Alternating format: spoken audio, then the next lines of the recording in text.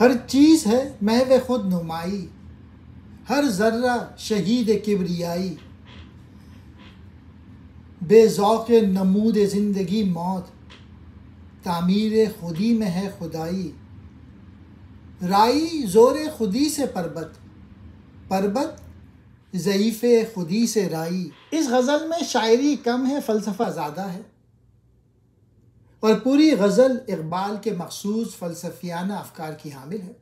پہلے شعر میں کہتے ہیں کہ اللہ نے اس کائنات کی تخلیق اس نہج پہ فرمائی ہے کہ یہاں ہر شے اپنے آپ کو ظاہر کرنا چاہتی ہے۔ اللہ نے ہر شے کی فطرت میں نمود کا تقاضا دیا ہے۔ ہر شے اپنے مرتبہ کمال کو پہنچنے کے لیے بے تاب ہے، اس لیے ملت کے لوگوں کو بھی اپنی صلاحیتیں بڑھانی چاہیے۔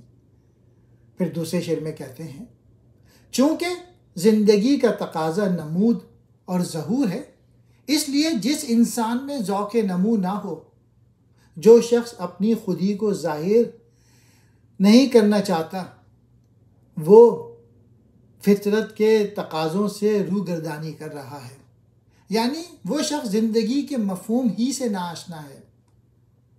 بالفاظ دیگر وہ شخص مردہ ہے۔ تیسرے شعر میں کہتے ہیں کہ رائی کا دانہ کس قدر حقیر ہے، لیکن اگر وہ اپنی خودی کو مرتبہ کمال تک پہنچا دے تو اس میں پہاڑ کی سی مضبوطی پیدا ہو جاتی ہے۔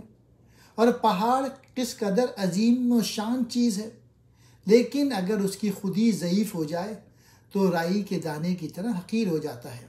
خود نمائی کہتے ہیں اپنے آپ کو دکھانا، کبریائی کہتے ہیں بڑائی کو، پربت پہاڑ، رائی چھوٹے چھوٹے دانے،